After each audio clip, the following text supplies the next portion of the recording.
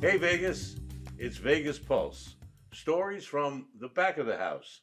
And my guest this evening is the one and only, the Poo Poo Man, Mr. Gene Anderson. Hello, Gene. Hey, Ron, what's going on? I'm so glad to be here. I'm glad to be anywhere. That's a good story. Me too. I feel the same way. But everybody has the same question. Let me get right to the point. How did you become the Poo Poo Man? Where did that name come from? Well, if it was a beautiful woman, I said it's an experience, not an explanation.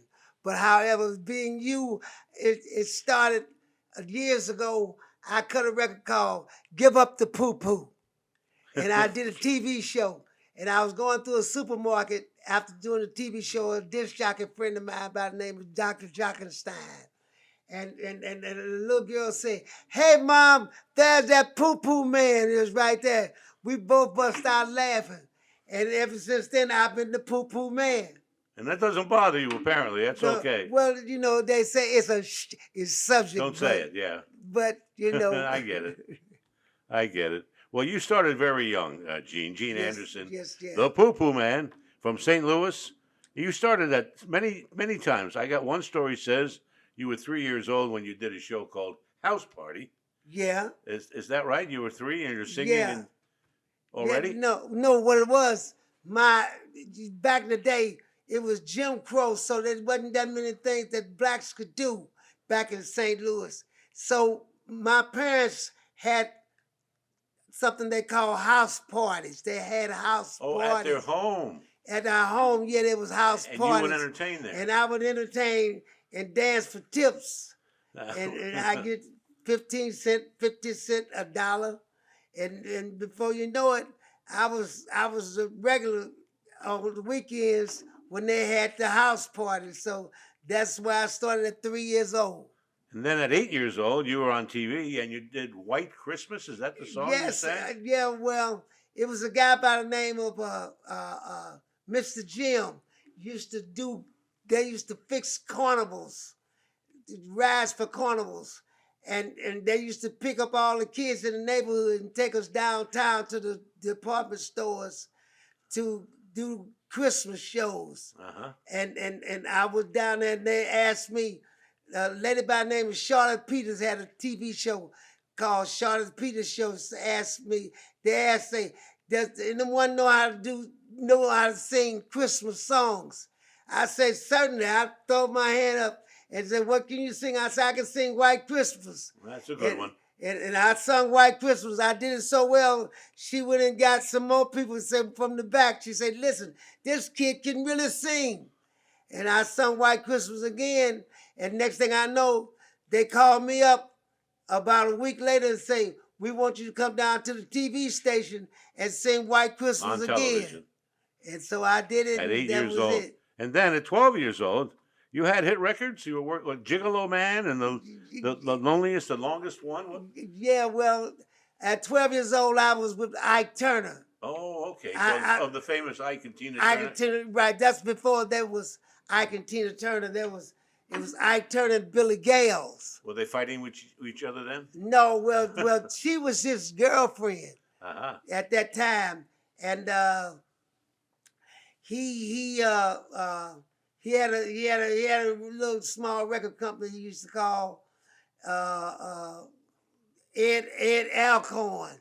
Had a record company and he was cutting records. He cut a record called Box Top. Didn't you have a record company, Poo Poo Records? I had several record companies. Yeah, I did the whole 9 yards.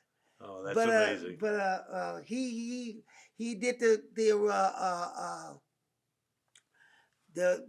he did the song called "You're Just a Fool, You Know You're in Love, What You Say," and I sung on the background of me and the girls sung. I had a girl group called Pete and the Rhythmettes, and so they fired me after we cut the record. The record became a big smash hit. They fired me and hired the girls and named them the Rhythmettes. They named them the Ikeettes. The Ikeettes, I remember that. Yeah, that was the first Ikeettes. We're going to come back to more of this after we take this break, and we're going to talk about your time in Las Vegas and when Okay. you were with Red Fox. Okay, Red Fox. we'll be right back right after this.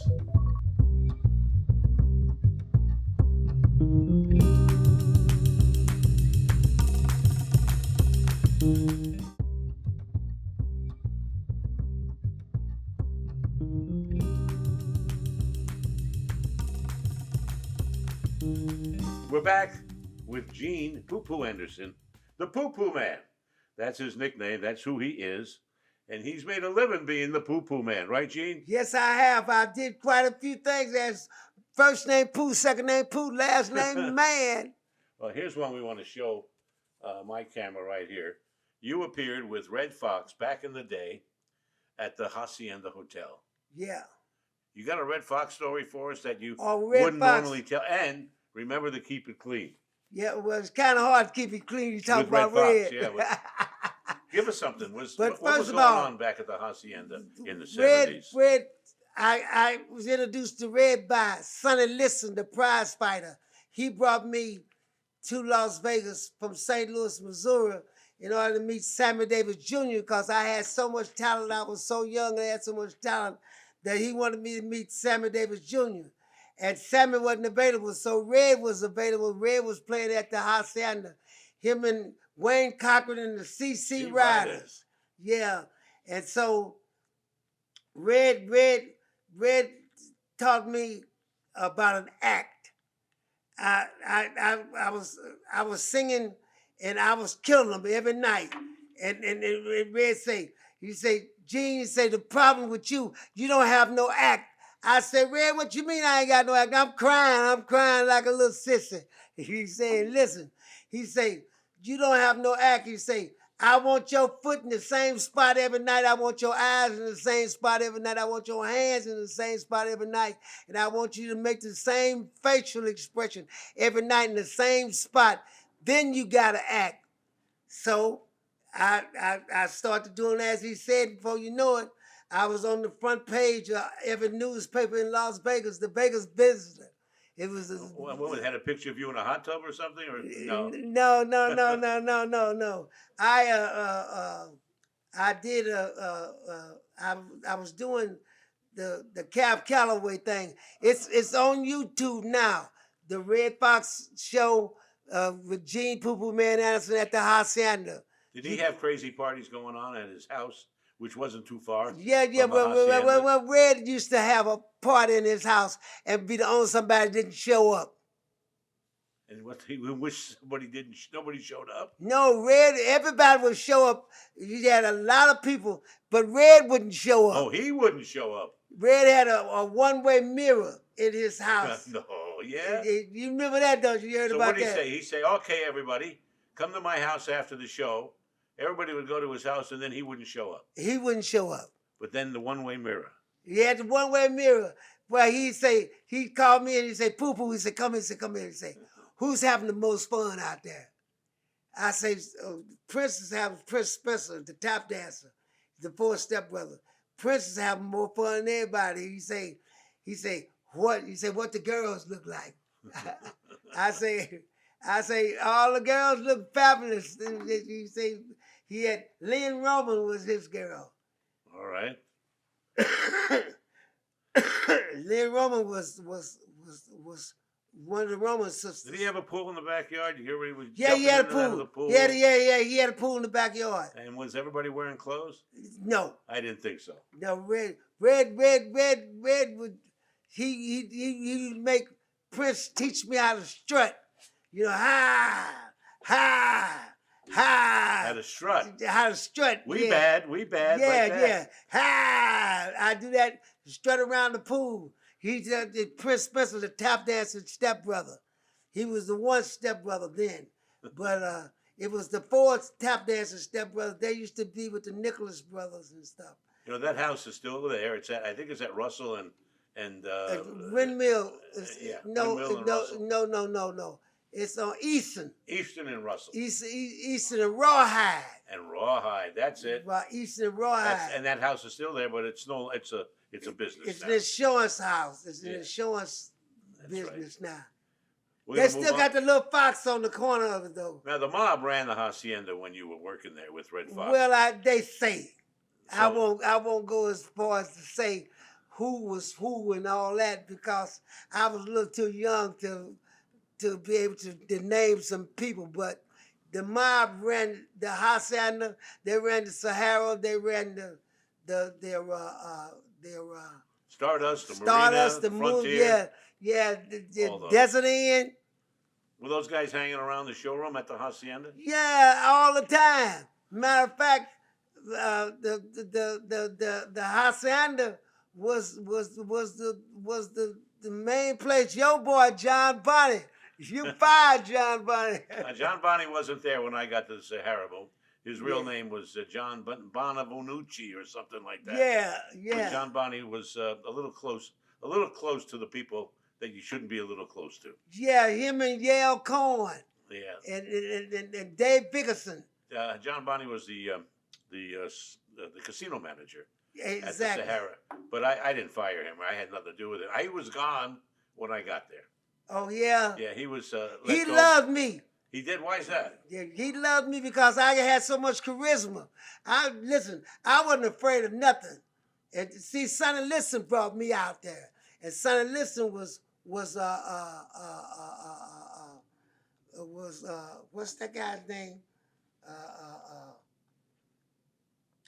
Sonny Liston was with. Was he the champ when you were hanging out with No, him? no, he was. He had lost to Muhammad Ali, but he might as well have been champ because everybody still accepted him as the champ. So you were hanging out with Sonny Liston. Sonny Liston, the one that brought me out here. He the one that brought me the game.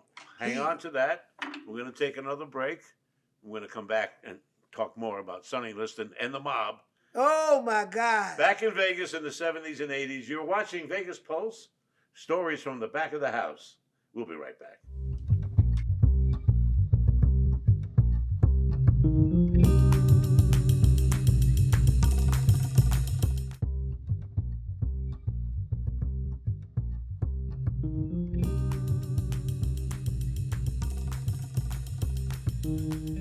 More with the Poo Poo Man, Guilty. Gene Anderson. You've been running around with that name all these years. All But it's these made years. you a lot of money, Gene.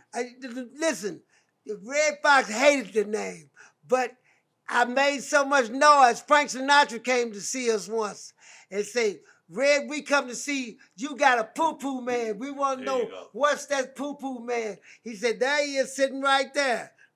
Let's get back to Sonny Liston. So Sonny had lost to Muhammad Ali, Yes, and you guys he brought you to town yes, to And meet then Sammy he- Davis Jr. to meet Sammy. Ended up with Red Fox. I ended up with Red Fox. How did Sonny feel?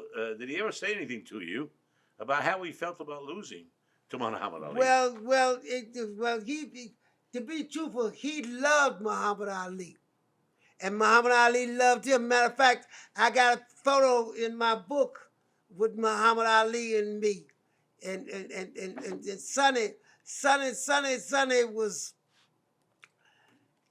he always knew that he could never whoop Muhammad Ali. He knew that before the fight. He knew it before the fight. Here's your Matter book. of fact, It's on camera right now. okay. It's a great book. You got to read it. The Birth of Hip Hop. Yeah. Rapper's Delight by Gene the Poo Poo Man Anderson. Yeah, I brought hip hop to the forefront of the game.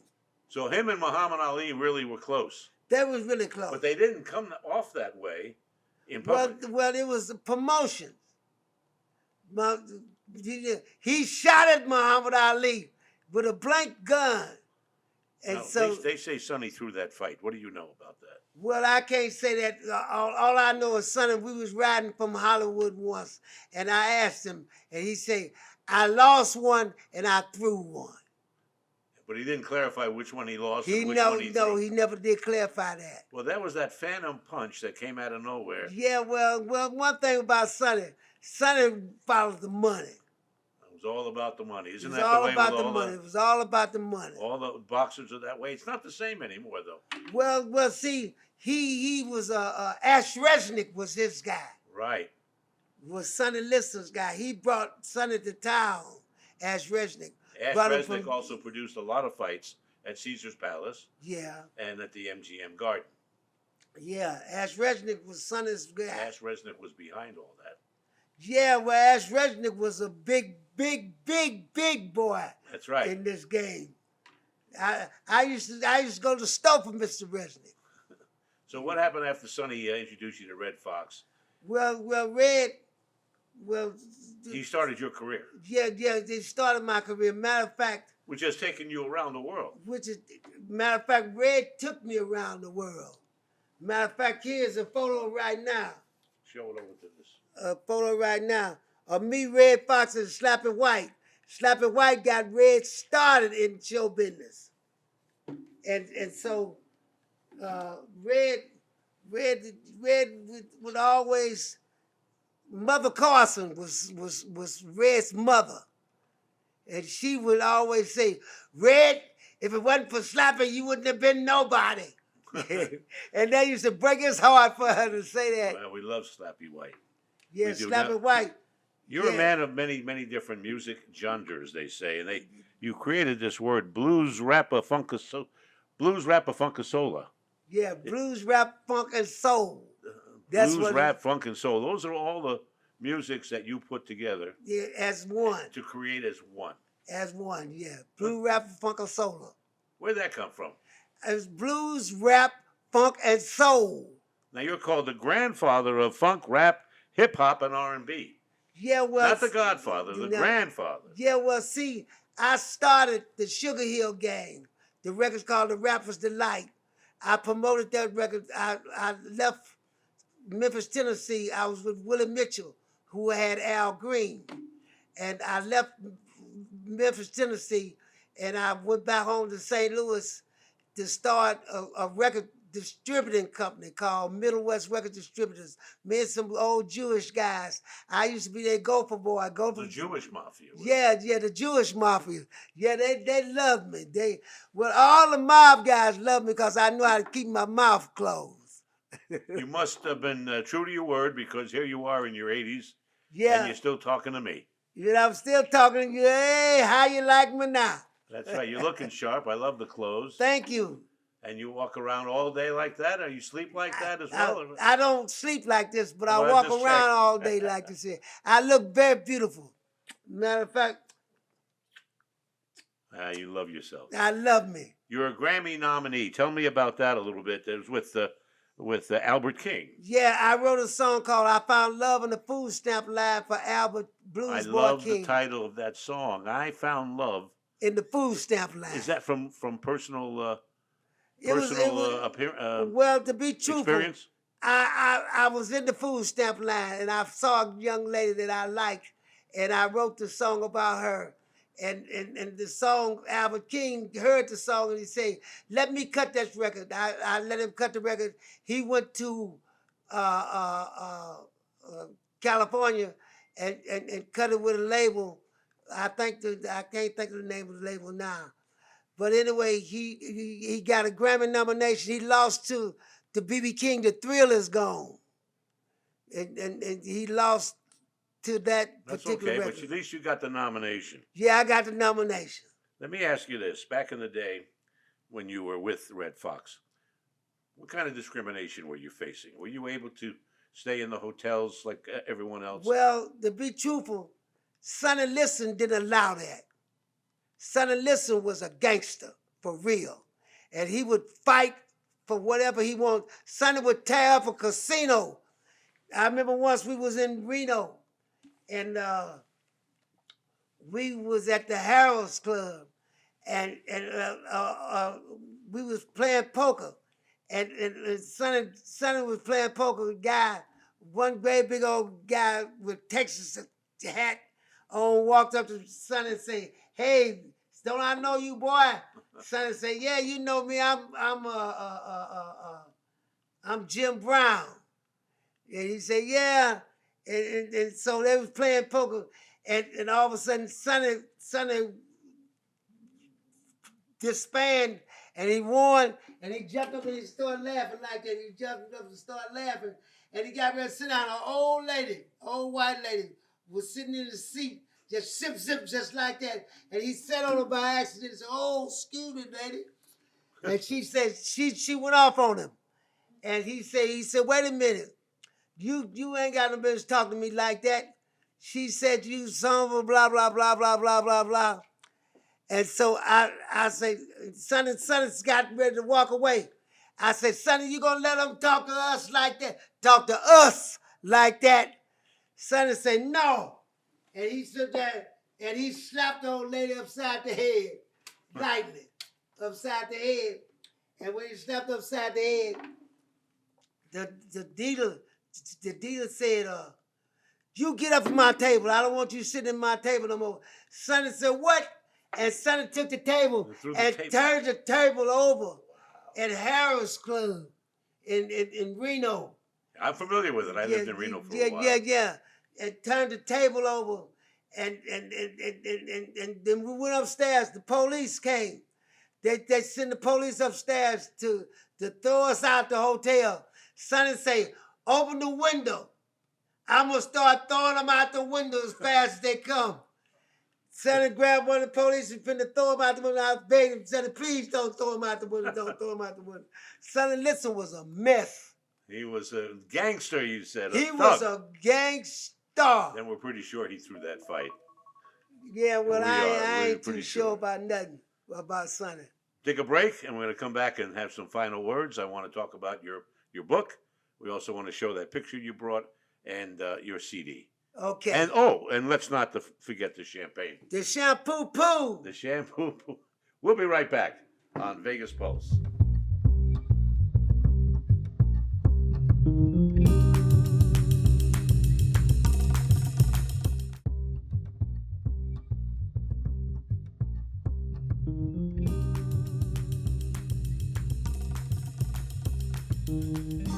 Hey Vegas, we're back for the final segment of the Vegas Pulse, stories from the back of the house. I'm here with Gene Poo Poo Anderson.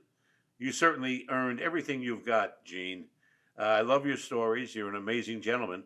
But I also see that you're into your own label on a bottle of champagne. What's all that all about? Yes, well, this is called Gene Anderson Sparkling Wine of the Stars.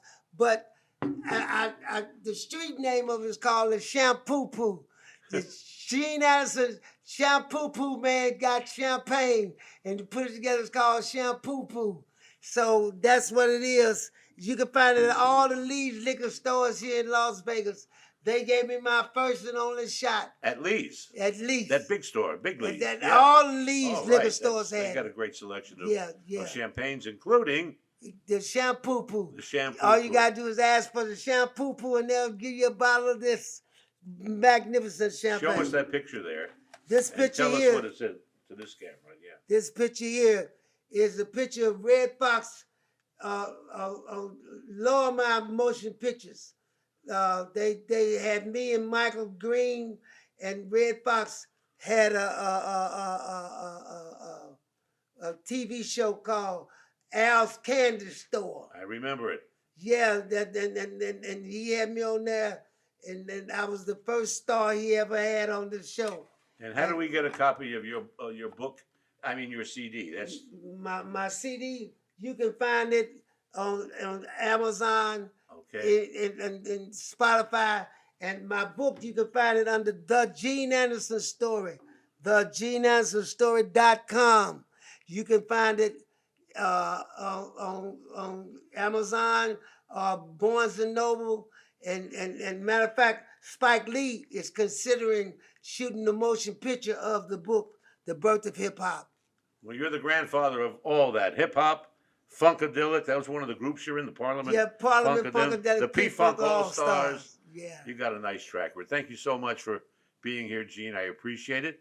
We it was my pleasure. It was my pleasure. Shout outs to Frankie Munoz and to Penny. Frankie Munoz is my man. If it wasn't for Frankie Munoz, none of this would be happening. Believe this here. Frankie Munoz. Matter of fact, he's having a big show coming up, and I'm going to headline this show. I'm singing Frank Sinatra on a clear day. And with that, we'll take it out with Frank Sinatra, done by Gene Anderson. Come look around right here on Vegas Pulse. Stories from the back of the house. See you next time. From the back of the house.